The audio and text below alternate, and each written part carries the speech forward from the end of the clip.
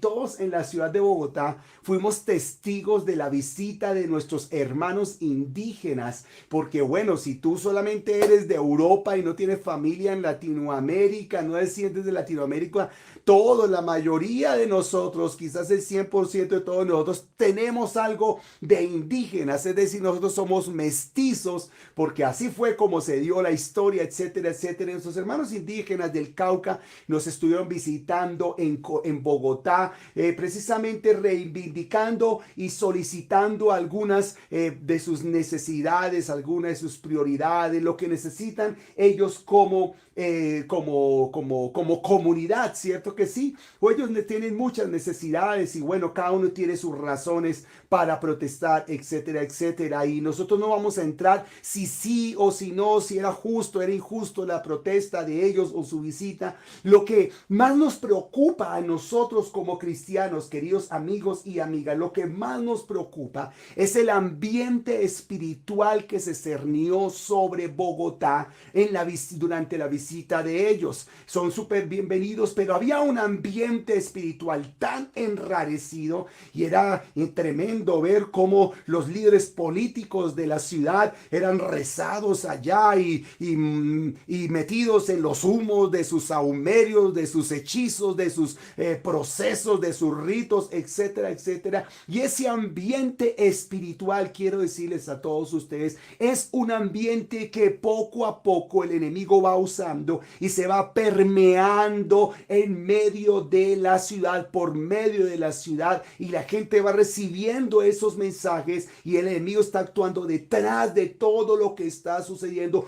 para enrarecer y para presionar, amigos y amigas, el estado espiritual de la ciudad. Por eso Bogotá es una ciudad tan fuerte, tan rebelde, tan chocante. En Bogotá todos estamos como una chispita para cualquier momento de fricción podamos explotar. Ahora, yo espero que usted como cristiano, que nosotros como cristianos hayamos aprovechado ese momento como una causa para un efecto de oración. Yo espero que en lugar de usted tomar parte por uno o por el otro acerca de esta marcha indígena o lo que estuviera sucediendo, más bien su propósito, más bien la actitud suya, de usted que me está viendo aquí por esta pantalla, fuera la actitud de oración. Fue la actitud de ir a la presencia de Dios, fue la actitud de llevar tanto a los políticos que están en la silla del poder, como también a los indígenas y a todos los que protesten, todos los que están allí detrás de todas estas circunstancias, delante de la presencia de Dios. Porque el problema es que muchas veces el cristiano se pone a tomar parte de uno o de otro personaje, de uno o de otro movimiento y termina en la mitad, pero el cristiano siempre ha de tener en cuenta qué es lo que Dios dice, qué es lo que Dios está pensando, cuál es el principio bíblico que mueve estas circunstancias, qué es lo que dice la palabra de Dios al respecto. Eso es lo primero que un cristiano hace antes de tomar partido en un punto o en otro punto, mis queridos hermanos y hermanas. Así que este es un mensaje para la próxima vez que vaya a una circunstancia de esta. No tomes partido por aquí o por allá. Ve a la presencia de Dios. Pide al Señor que intervenga, porque hoy te voy a enseñar, amigo y amiga, te voy a enseñar qué es lo que piensa Dios de estas circunstancias y cómo Dios actúa, cuáles son sus propósitos con lo que está pasando y cómo Él se mete en estas circunstancias para poder ayudar y bendecir a los necesitados. Justo, precisamente, Dios siempre es tan perfecto, tan fiel, amigos y amigas, que justo en esta semana su siervo inició una serie pequeña acerca de cada una de las bienaventuranzas. Y en las bienaventuranzas estuvimos hablando de un proceso que hay en las bienaventuranzas que plantean nuestro Señor Jesucristo en Mateo capítulo número 5, y todas hablan sobre reivindicación, todas hablan de humildad, de sencillez de corazón, y que son bienaventurados todos los que esperen el Señor, y hay un premio para todas esas personas.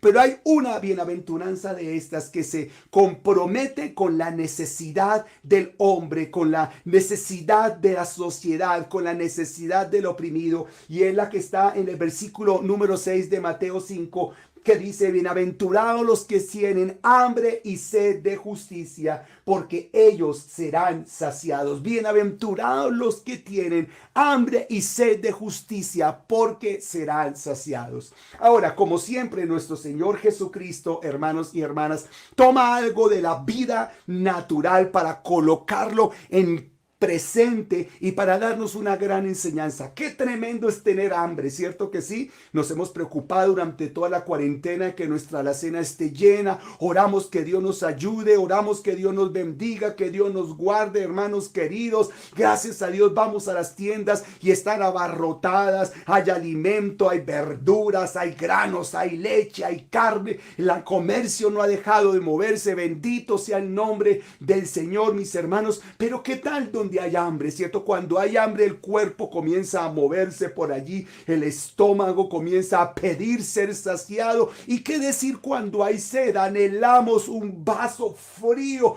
de agüita para mi gente, ¿cierto que sí? Para podernos saciar y disfrutar, hermanos, de un buen trago contra la sed.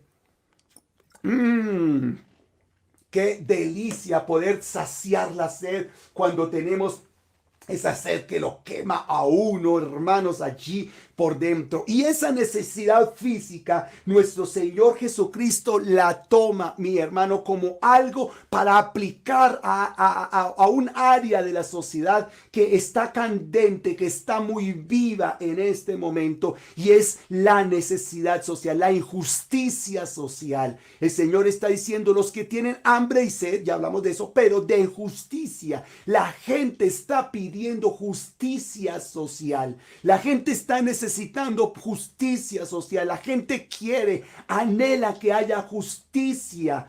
Y la Biblia dice, como una respuesta: el que quiera justicia, como cuando tiene hambre y como cuando tiene sed, esa persona va a ser saciada. Esta es una circunstancia, mis queridos y amigos, en donde Dios también actúa, porque toda injusticia, mis queridos amigos y amigas, debe ser paga, debe ser provista y debe ser saciada, mis queridos amigos y amigas. Ahora, veamos qué es lo que dice, qué es lo que es lo que es justicia, justicia social. Miren lo que yo encontré acerca de definición de justicia social, precisamente en el contexto de lo que vivimos la semana pasada con la visita de los indígenas. La justicia social es usada a menudo como un grito de guerra para muchos seguidores del espectro político.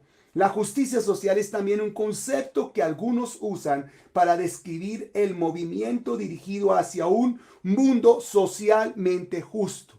En este contexto, la justicia social está basada en los conceptos de los derechos humanos y la igualdad, que implica un mayor nivel de igualitarismo económico a través de impuestos progresivos, redistribución del ingreso e incluso la redistribución de la propiedad. Y en esta definición hay una palabra que es clave, y es el igualitarismo. El igualitarismo, como doctrina política, esencialmente promueve la idea de que toda la gente debe tener los mismos o iguales derechos políticos, sociales, económicos y civiles. O sea que este es un concepto político, mi hermano. Lo que está detrás de estos movimientos, mis hermanos, es un concepto político, hermanos, de ciertos movimientos que piden que haya una redistribución de todo el sistema económico, social, cultural, político, inclusive religioso que hay funcionando en este momento. Y entonces, mis hermanos queridos, si eso es un proceso que está candente en medio de América Latina, ¿por qué no buscamos entonces qué es lo que dice la palabra de Dios al respecto? Yo quiero decirles a ustedes que Dios se pronuncia con respecto al hambre y sed de justicia de los pueblos. Y miren lo que dice la palabra de Dios. Por ejemplo, en Deuteronomio capítulo 32, el versículo número 4, la palabra de Dios nos enseña que Dios es un Dios justo, un Dios de justicia. Él es la roca, dice la palabra de Dios, cuya obra es perfecta, porque todos sus caminos son rectitud. Dios de verdad, sin ninguna iniquidad en él, es justo y recto. Qué palabra tan maravillosa. Nuestro Dios, amigos y amigas, es un Dios justo, la roca perfecta. Todo lo que él hace para el hombre, para el ser humano, para el universo, dice ahí ese versículo, son caminos de rectitud.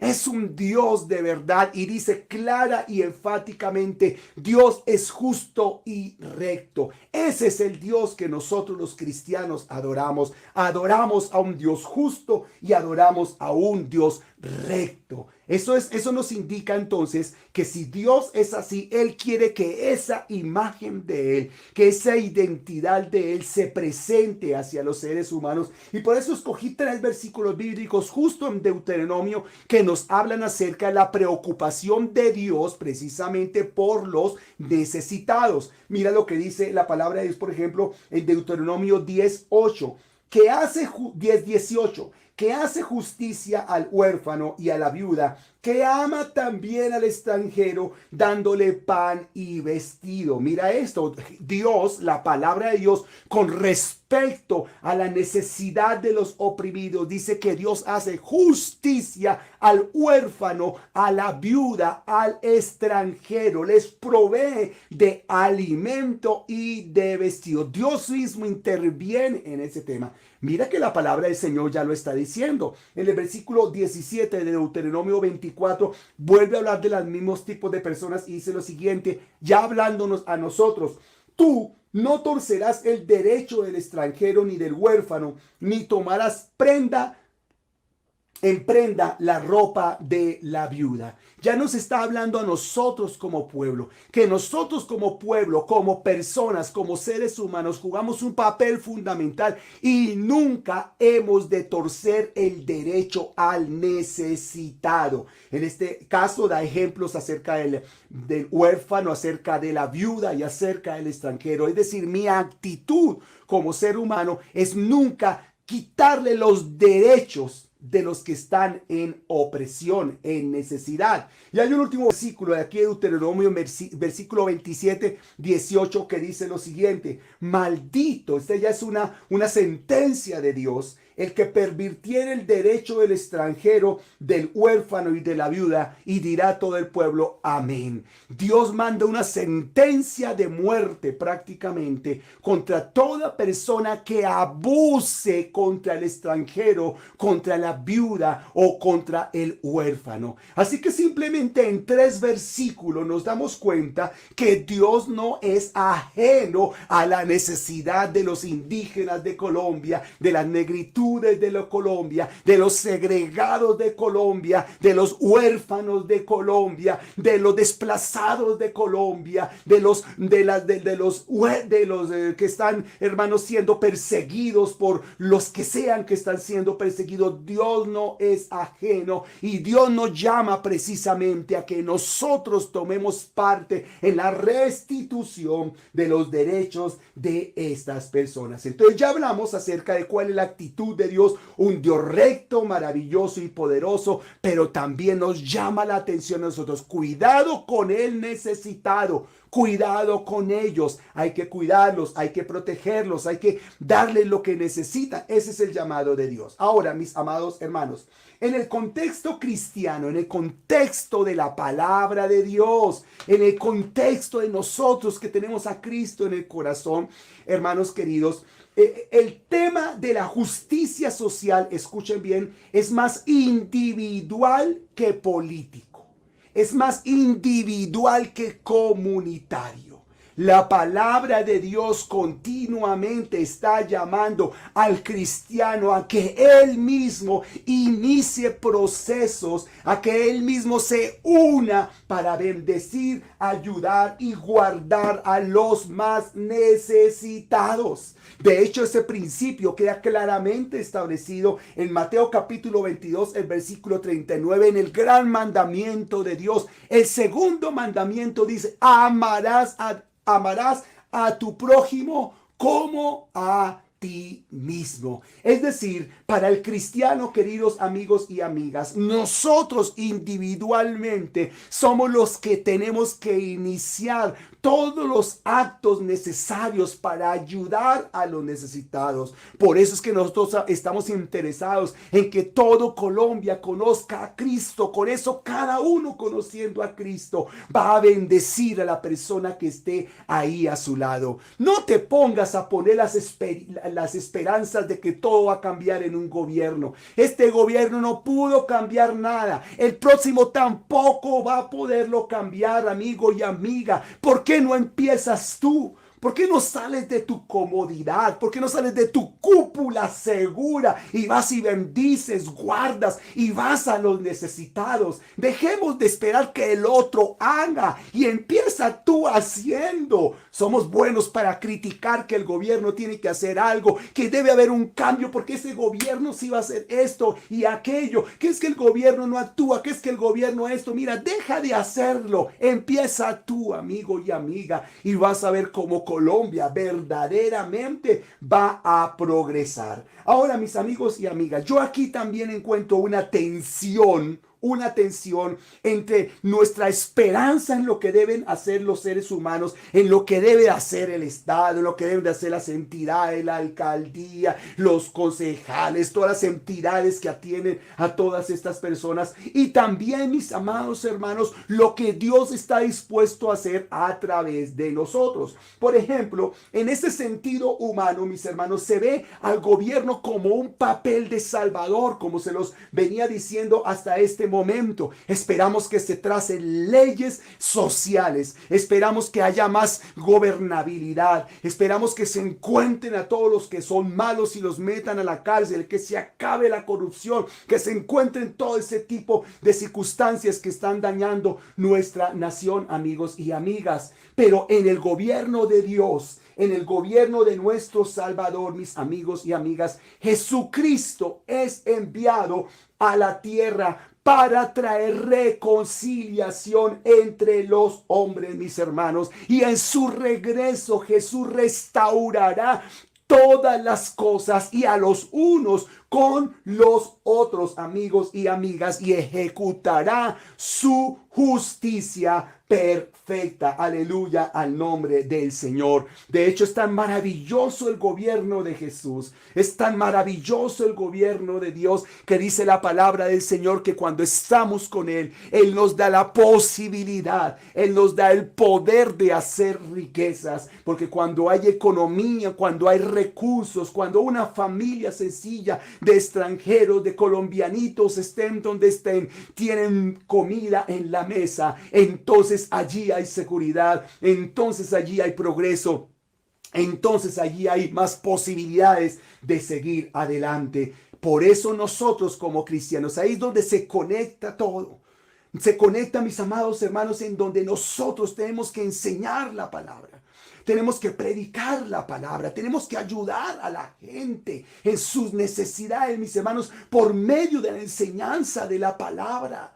Nosotros tenemos, mis hermanos, que plantear a Cristo en el corazón de las personas, porque con Cristo en el corazón, Él es un restaurador de todas las cosas. Él es un galardonador de los que le buscan. Dios premia al que viene a Él y le cambia la vida, así como te cambió a ti, o Él te va a usar a ti para que puedas cambiar la vida de otras personas y salgan de su pobreza, salgan de su escasez, salgan de su necesidad, mis amigos y amigas. Así que con estas palabras, mis amigos y amigas, tenemos que pedirle a Dios que nos ayude, porque muchas veces cuando estamos, hermanos, exigiendo cosas, llegamos a un plano, hermanos, en donde como no se dan las cosas, se levanta en nosotros un sentimiento. No nos escuchan, se levanta en el hombre un sentimiento, como no escuchan, como no nos tienen en cuenta, contra ese estado, contra esos jefes, contra esos capataces,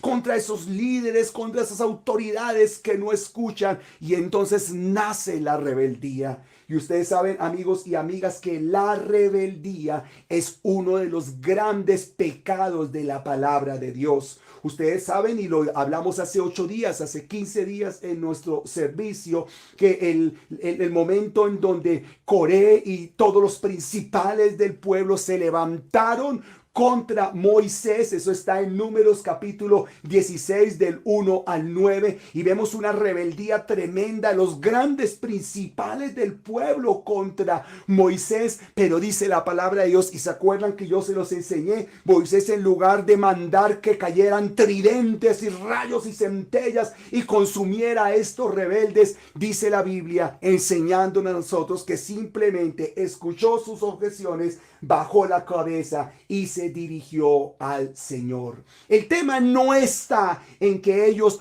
fueran a hablar con Moisés. El tema fue que llegaron en una actitud de rebeldía. Y cuando hay rebeldía, mis amigos y amigas, eso lleva consigo una cantidad de elementos que yo quiero, amigos y amigas, poner delante de la presencia del Señor. Y yo quiero que tú identifiques en tu vida, identifiques en tu corazón. Ahora, amigos y amigas, ¿no se han dado ustedes cuenta de cómo está el mundo de rebelde hoy día?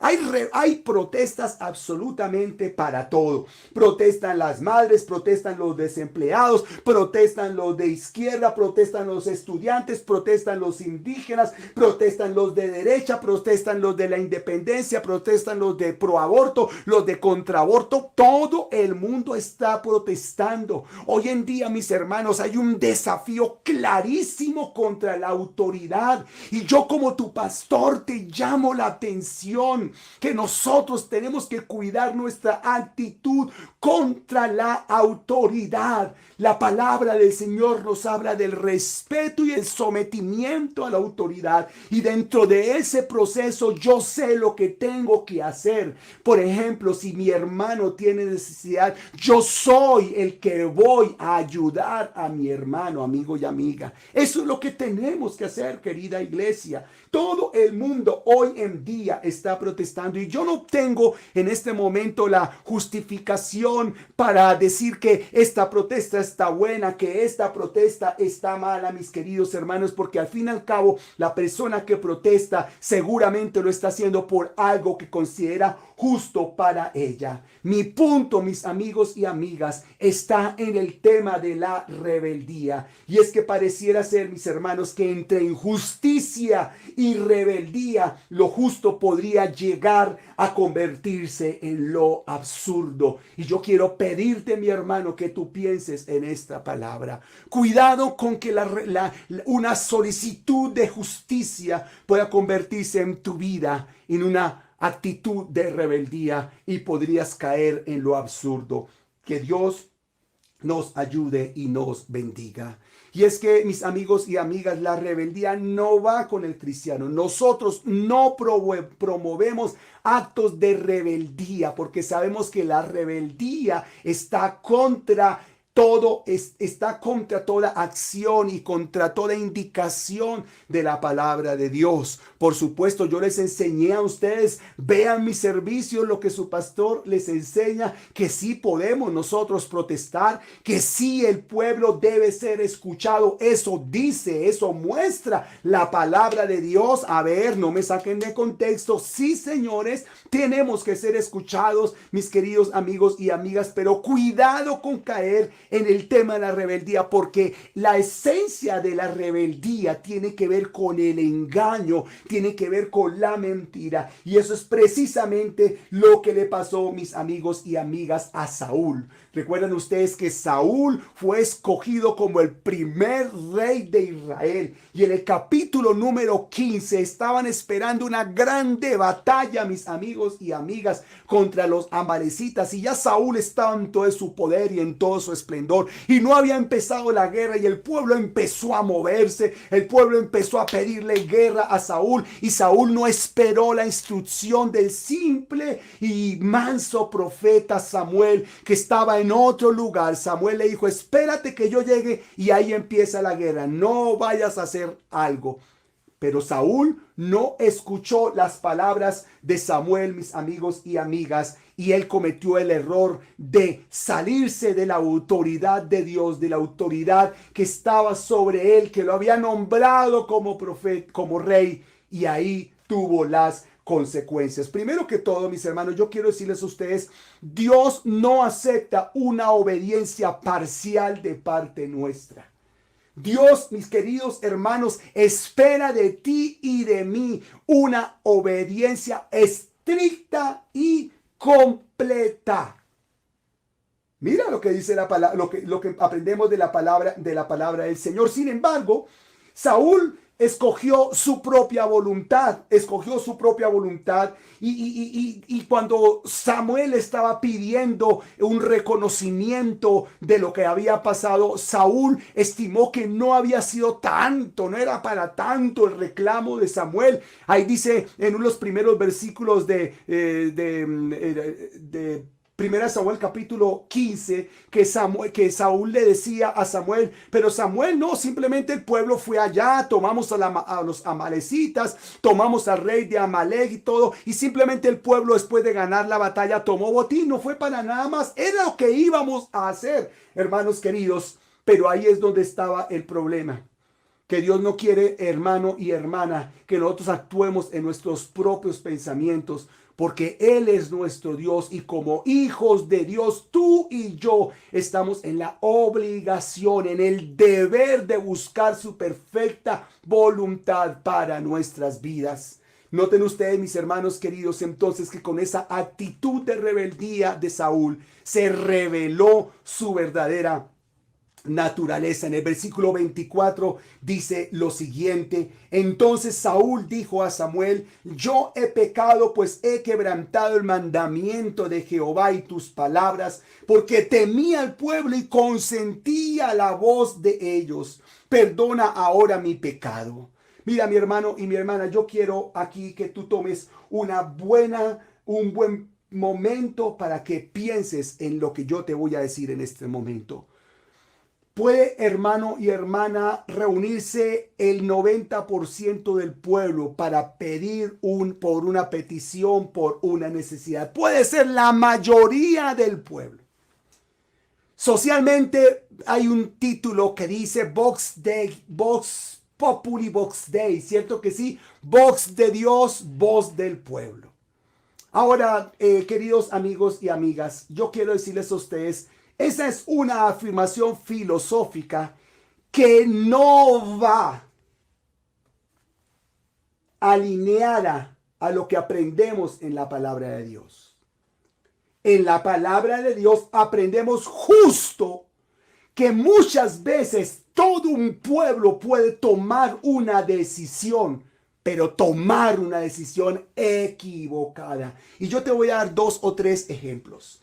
Cuando Moisés estaba en el monte Sinaí, el pueblo entero se impacientó. Y como no estaba el líder, el pueblo simplemente urgió a Aarón y construyeron un becerro e atrajeron la idolatría a la nación.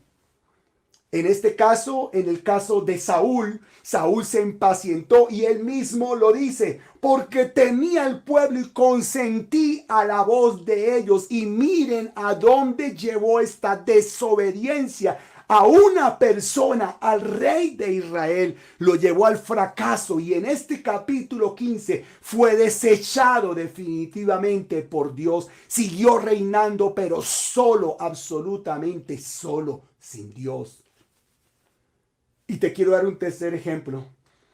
Cuando el pueblo pedía la crucifixión de nuestro Señor Jesucristo, Pilatos, el rey, llegó y dijo: entonces que su sangre sea sobre vuestra cabeza. Y el pueblo respondió y dijo: sí, que su sangre sea sobre nosotros. Y ustedes saben la maldición que ellos cargaron a partir de ahí. 30 años después, amigos y amigas, el pueblo estaba, menos de 30 años, estaba cayendo, amigos y amigas, bajo el asedio romano, y Jerusalén fue destruida por muchos, muchos siglos, porque vino el imperio romano y la acabó. Recuerden que eso pasó en el año 70. Entonces, mis amigos y amigas, siempre que el pueblo diga muchas cosas, no es porque siempre esté alineado a lo que necesita verdaderamente. No te dejes vencer porque muchos van para tal tema. Que porque hay una gran cantidad de medios de comunicaciones que son pro aborto, que son pro tal cosa, pro esto, eso no significa que esté bien. Esto no significa que sea una verdadera reivindicación social, amigo y amiga. Abre los ojos. El cristiano se mueve por lo que dice la palabra de Dios. No, mi amigo y amiga, por lo que diga la mayoría. Por eso Jesús, mis hermanos, fue un revolucionario, porque Jesús era un único con 12 pequeños siervos que estaban aprendiendo detrás de él contra todo un sistema religioso y político.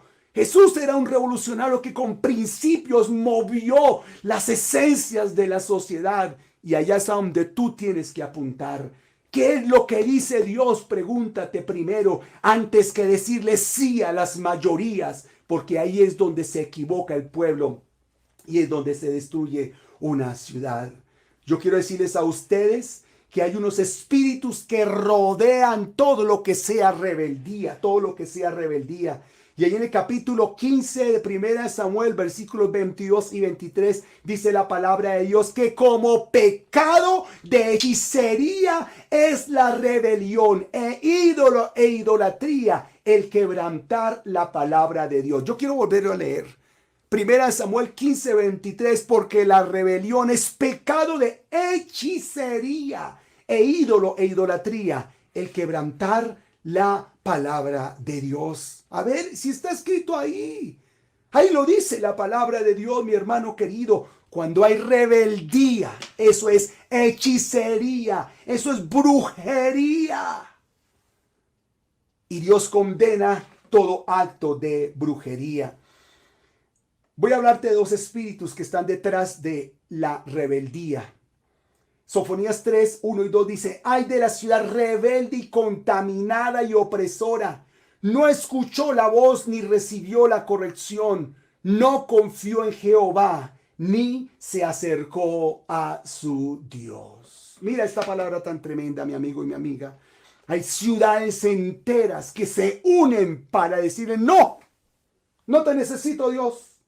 No te quiero, Dios, más. No me hables. No queremos saber de ti.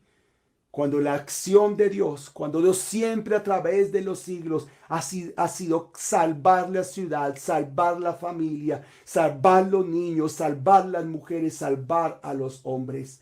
Si el hombre dejara actuar a Dios, si el hombre viniera ante Dios, si el hombre se humillara ante Dios, dice la palabra de Dios: he aquí yo los oiré desde los cielos y vendré y sanaré su tierra. Y quiero terminar, mis hermanos, con un versículo que hay en Gálatas capítulo 3, versículo número 1. Gálatas 3, 1, en donde dice: oh Gálatas insensatos, ¿quién os fascinó para no obedecer a la verdad? Noten este versículo. ¿Quién les fascinó para no obedecer a la verdad? Pero en las otras versiones de la Biblia, por ejemplo en la NBD, dice lo siguiente: Gálatas torpes, ¿quién los ha hechizado a ustedes? Hechizado a ustedes. La PDT dice: ¡qué tontos son ustedes, Gálatas! ¿Quién los embrujó? Y en la Dios habla hoy, dice en Gálatas 3:1: Gálatas duros para entender, ¿quién los embrujó? Y es que el autor de Gálatas, mis amigos y amigas, Pablo, tiene en su mente y nos hace llegar a Primera de Samuel, el capítulo 15, el versículo 22 o 23, que dice que como pecado de adivinación y de hechicería es la rebeldía, mi amigo y mi amiga. Estábamos, amigos y amigas, en el tiempo de oración, de ayuno de la iglesia de esta semana, a mitad de semana. Y una de las columnas de la iglesia me sorprendió cuando dijo algo como lo siguiente, y tiene mucha razón. Pastor, mire que cuando pasó esto y se fueron los indígenas de la Minga y se fueron para su ciudad nuevamente, dejaron todo limpio, todo bonito, no dejaron ni un papel allí donde estuvieron alojados. Pero cómo dejaron de ensuciado, así uso esa palabra, ensuciado el ambiente espiritual, los aires de Bogotá, pastor. Tenemos que orar, tenemos que orar. Y miren, amigos y amigas, este es el punto de la rebeldía. Dios acepta las protestas. Dios quiere escuchar la protesta. Los gobernantes deben de escuchar la protesta. Pero como les dije al principio de esta enseñanza, lo más complicado y lo más difícil que nos debe de cuidar, de hacer levantar banderas a nosotros los cristianos, es lo siguiente, amigo y amiga, que el aire de la ciudad, los aires de la ciudad de Bogotá han sido enrarecidos, han sido contaminados con brujería y hechicería, como se los acabo de probar con la palabra de Dios. Cuidado, mis amigos y amigas. Pueden ser situaciones ancestrales que se respetan y toda esa cantidad de cosas. Yo no me meto a decir si sí, si no, mi amigo, mi amiga. Lo que yo sí les puedo afirmar es lo que dice la palabra de Dios. Y la palabra de Dios condena todo acto de rebeldía como un acto de hechicería y de brujería. Gálatas insensatos, ¿quién los embrujó? Dejen la torpeza, les está diciendo Pablo a los Gálatas. Y esto es lo que nosotros tenemos que despertar el día de hoy. Yo les decía hace 8 días, hace 15 días a ustedes, vivimos en un mundo espiritual que no ha cesado. Puede que estemos con nuestros enfoques en el COVID-19, pero sigue la gripa, siguen los infartos, siguen los derrames, siguen las otras enfermedades, amigos y amigas. Estamos enfocados en una cuarentena, en cuidado con el tapabocas y el distanciamiento social y la nueva realidad. Y yo quiero decirte que también hay un mundo espiritual que hay que atender, que hay que enfrentar, mi amigo y mi amiga. Hay un mundo espiritual que no cesa de trabajar para destruir tu vida, para dañarte y para aniquilarte. Y estamos aquí y ahora listos y prestos para levantar palabra, levantar, mis amados hermanos, la bendición de Dios que es su palabra para liberar a todo el que lo necesite en el nombre de Jesús. ¿Tú quieres salir de esa opresión? ¿Quieres salir de esa obra del enemigo, de la rebeldía que te lleva a enfermarte más y más y más y a declinar más y más? Hoy te tengo la solución. Jesucristo bajó del cielo para reconciliar a los hombres, para reconciliar con su perfecta justicia a los unos con los otros. Él tiene las respuestas y tú has de dar un paso. Bendice al que puedas bendecir. No esperes que el gobierno haga. Empieza saliendo de tu protección, de tu cúpula, y sal y bendice a quien lo necesita en el nombre del Señor. Vamos a orar y vamos a colocar estas palabras delante del Señor. Y quiero invitar primero que todo a las personas nuevas que están viendo esta emisión, que quieran aceptar a Jesús como su Salvador personal. Como les dije, Jesús es quien viene a volver a unir todo lo que está deshecho, todo lo que está desunido, todo lo que está polarizado, cada uno en su esquina. Jesús viene a reconciliar a los hombres, pero su propósito también es que al mismo tiempo nosotros nos podamos reconciliar con Él. ¿Lo quieres aceptar como Salvador personal? Repite esta oración como dice la palabra de Dios. Con la boca se confiesa para salvación. Repite de esta manera: Señor Jesús, te acepto en este día como mi Salvador personal. Te pido que entres en mi corazón. Te pido que me perdones mis pecados y te pido que mi nombre esté brillando allá en el libro de la vida en el cielo. Ayúdame a cumplir tus propósitos y ayúdame a dar pasos para reconciliar al hombre también. Ayúdame a encontrar una iglesia que te bendiga y que te adore. Y ayúdame a cumplir tu voluntad. En el nombre de Jesús. Amén y amén. Y ahora yo voy a orar por ti, Padre, en el nombre de Jesús. Quiero orar por la palabra que vos nos has dado durante los últimos minutos y la entrego a ti y pido que se haga una realidad en nuestras vidas y que tú nos ayudes y que tú nos bendiga, Dios mío, Señor. Padre, una rápida resumen de lo que tú nos enseñaste el día de hoy es que tú si escuchas y que tú, Dios mío, tienes un corazón hacia los necesitados, hacia los oprimidos, hacia los menesterosos y hacia los que están, Señor, en persecución. Y tu palabra dice, Señor del cielo, que nosotros como seres humanos no podemos levantar nuestras manos contra ellos. Por eso condenas al gobierno que se levante contra su propio pueblo. Tú condenas a la entidad, Señor del cielo, que se levante para levantar armas contra el pueblo y contra el necesitado. Tú los condenas, Señor, y contra ellos estamos nosotros, Dios mío, Señor, también. Ayúdanos a salir de nuestra cúpula de cristal y nuestra comodidad para bendecir, ayudar y estar con el que te necesita, Señor del cielo. Y no nos permitas caer en rebeldía, porque según nos enseñas el día de hoy, la rebeldía, Señor, es como un pecado de adivinación, es como un pecado de hechicería, Señor del cielo, que ensalza a la persona, Dios mío, la embrutece, la encanta de tal manera, Señor del cielo, que la saca de sí y queda manipulada por el enemigo. Ayúdanos, Señor, en el nombre de Jesús. Permítenos, Señor, cumplir nuestro propósito como hijos tuyos, ayudar al que tiene necesidad de ti, Señor. Porque el tema bíblico es que el proceso de ayuda a las personas, Señor, es más individual, Dios mío, Señor. Pero uniéndonos todos individualmente, aportando todos, Señor, apoyando, Señor, las entidades que lo están haciendo, vamos a lograr un cambio para nuestra sociedad. Esta es la palabra de Dios que tú nos das. Los bendigo a todos en el nombre del Padre, en el nombre del Hijo y en el nombre del Espíritu Santo de Dios. Amén y amén. Gracias por escucharme y que el Señor les bendiga más y más.